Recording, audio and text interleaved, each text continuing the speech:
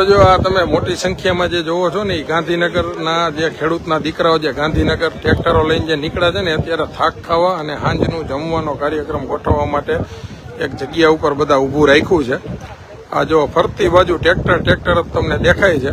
આ જો અમારી આ જેતપરની આખી યુવાનોની ટીમ બધી। આ ભાઈ મજામાં? બધા મજામાં? જો આ બધા ખેડૂતોની આ ટીમ, ખેડૂતના દીકરાઓ બધા જો જે ઘણો સમય ત્યાં પોતાના હક માટે જે લડાઈ લડે છે। આ બધા યુવાનો બધા છે જેતપર ગામના, આજુબાજુના ગામના તમામ લોકો જો બધા અલગ અલગ અમુક વડીલોની બધા નીચે બેઠા છે।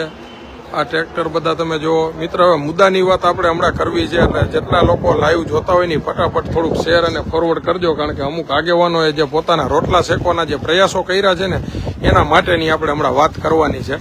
પહેલાં તમને અહીંનો માહોલ બતાવી દઉં। આ જો આમ ઠેઠ લાગત બધા ટ્રેક્ટરો પડ્યા છે, ગાડીઓ છે, બધા અલગ અલગ લોકો બધા ઊભા છે, બરાબર। આ રીતના અહીંયા જે સંકુલ છે આપણે વિરમગામથી આગળ, અહીંયા અત્યારે બધા થાક ખાવા માટે ઊભા છે ને અમે આગળ હાલી અને જે કંઈ પણ વ્યવસ્થાના ભાગરૂપે થાય એટલા સાથ સહકારને મદદ કરતા હોય છે। આ તમે જુઓ મિત્રો, પહેલાં ખાસ છે ને આ તમને બતાવ્યા પછી હવે મેઇન મુદ્દાની વાત ઉપર આવું છે, કારણ કે ખેડૂતનો દીકરો જે દર વખતે એમ કહેતો હોય છે ને કે અમારા ખંભે બંદૂક મૂકી અને અમારો ખંભો હંમેશા તોડી નાખવાના જે પ્રયાસો થયા છે, આજે આપણે એના માટેની વાત મિત્ર કરવી છે।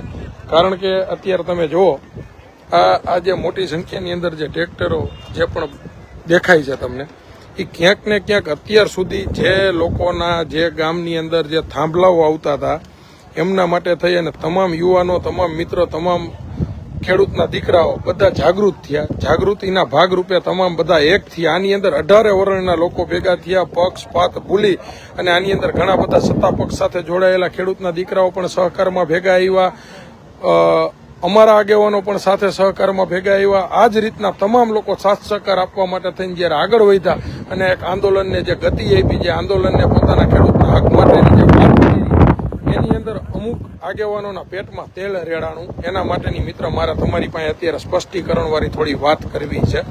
તો ખાસ બહુ સમજવા લાયક વાત છે, એટલે આની અંદર છે ને જે મિત્ર જોતા હોય ને શેર અને ફોરવર્ડ કરવાનું ભૂલશો નહીં, બરાબર।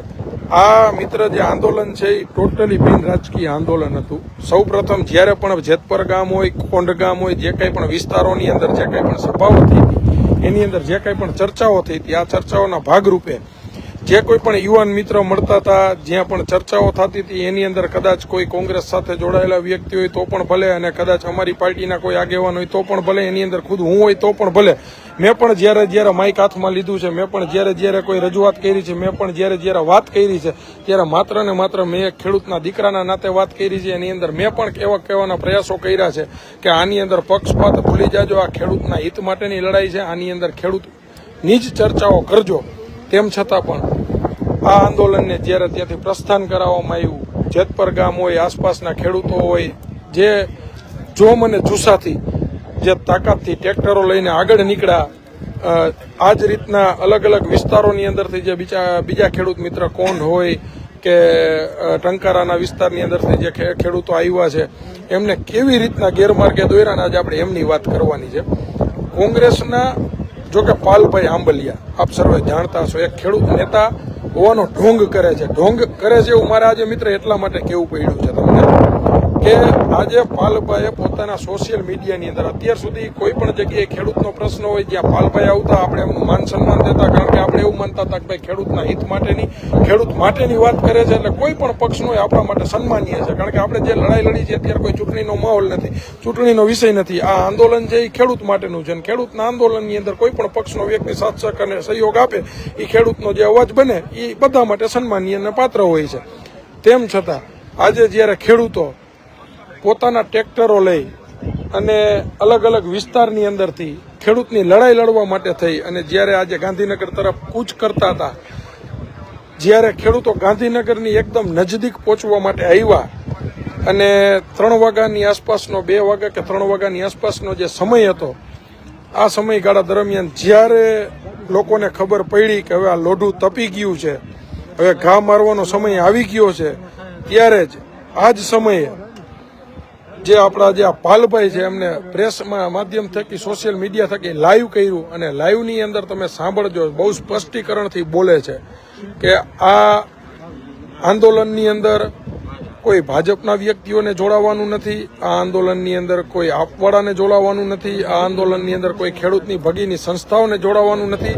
આ જે આંદોલન જે છે એ માત્ર ને માત્ર આ આંદોલન જે છે એ માત્ર ને માત્ર કોંગ્રેસનું આંદોલન છે. આ આંદોલન જે છે માત્ર ને માત્ર કોંગ્રેસ પ્રેરિત આંદોલન છે. આવું પાલભાઈએ પોતાના સોશિયલ મીડિયાની અંદરથી જણાવ્યું. પણ ક્યારે? જ્યારે ખેડૂતો એકદમ ગાંધીનગરની નજીક પહોંચવા આવ્યા હતા ત્યારે. એટલે વાત કરો, વિચારો મિત્ર, આની અંદર ઘણા બધા યુવાન મિત્ર એવા છે, કદાચ સત્તા પક્ષના હોય તો પણ ભલે, આમ આદમી પાર્ટીના હોય તો પણ ભલે, કે કોંગ્રેસના હોય તો પણ ભલે, કે જે આ લડાઈ ખેડૂત માટે લડવા માટે થઈને મેદાનની અંદર ઉતરાતા, નહીં કે પક્ષ જોઈને. સમજો હવે આ વ્યક્તિઓને બિચારાને શું વિચારવાનું. ઘણા બધા આ જ્યારે નિવેદન પાલભાઈ દ્વારા આપવામાં આવ્યું ત્યારે ઘણા બધા જાગૃત લોકોના મને ટેલિફોનિક ફોન આવ્યા, કારણ કે હું મારી 4 ગાડી લઈને આગળ અમદાવાદ તરફ આગળ હતો એક મિટિંગના ભાગરૂપે. મને ઘણા બધા લોકોના ફોન આવ્યા. ઘણા બધા લોકોએ મને કીધું કે પંકજભાઈ, આ તો હવે પાલભાઈ જે છે એ આંદોલનને કોંગ્રેસનું આંદોલન ગણાવવાના પ્રયાસો કરે છે, તો હવે અમારે કઈ લાઈન લેવી? અમે અમારા ટ્રેક્ટરો લઈને પાછા વળી જાય કે શું કરવું? એટલે થોડી વાર તો હું પણ અચરજમાં પડી ગયો. મેં પણ આખો પૂરો વિડીયો સાંભળ્યો. એટલે હું આજે ખેડૂતના દીકરાના નાતે આજે જે આ ખેડૂત મિત્ર જે આવ્યા હતા એમને મેં સમજાવવાના પ્રયાસો કર્યા કે ભાઈ હવે આપણે આ પલાઈ રહી છે તો એક વખત આપણે મુંડાવી લેવી જોઈએ. આપણે ખેડૂતના હક માટેની વાત છે, ખેડૂતોના જમીનના વળતર માટેની આ વાત છે અને આ લડાઈ આપણે ખેડૂત માટેની છે. આની અંદર કોઈ વિખવાદ આપણે ઉભો નહીં થવા દઈએ. આ જે વાત જે છે આ જે વાત છે એ ખેડૂતો માટેની છે. એટલા માટે થઈને આપણે સર્વે ગાંધીનગર જાશું, ચોક્કસપણે જાશું અને ખેડૂત માટેની જે વાત છે એ વાત આપણે રજૂ કરીશું અને આપણો હક જે છે એ આપણે હકની માગણી કરીશું. બરાબર મિત્રો, તમે વિચાર કરો, આની અંદર જે કાંઈ પણ ઝંડાઓ, જે કાંઈ પણ ધ્વજ માર્યા છે એમની અંદર પણ ક્યાંય કોઈ જાતનો કોંગ્રેસનો ઉલ્લેખ નથી. તેમ છતાં જ્યારે એમને ખબર પડી કે હવે લોઢું ગરમ થઈ ગયું છે, માહોલ બની ચૂક્યો છે, એટલે હથોડો મારવા માટે આવી ગયા. આ બીક અમને પહેલાથી જ હતી.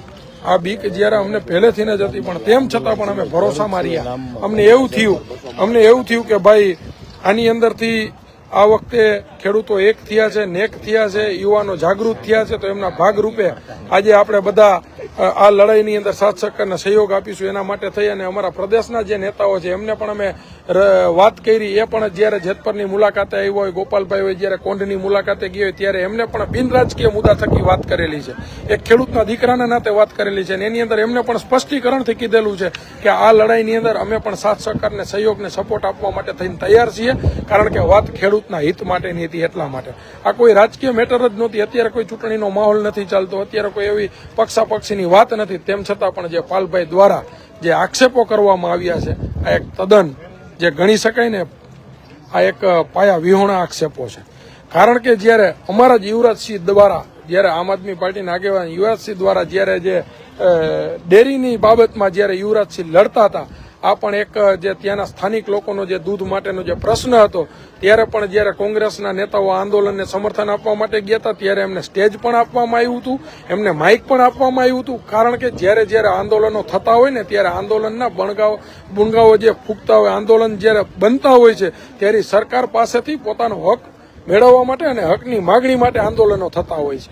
અને આ આંદોલનના સમર્થનની અંદર પક્ષાપક્ષી બોલી અને તમામ જાગૃત માણસોએ સાથે જોડાવવું જોઈએ, તો જ આપણા આંદોલનો જે છે એ સફળ થાય એવું મારું પોતાનું માનવું છે મિત્ર.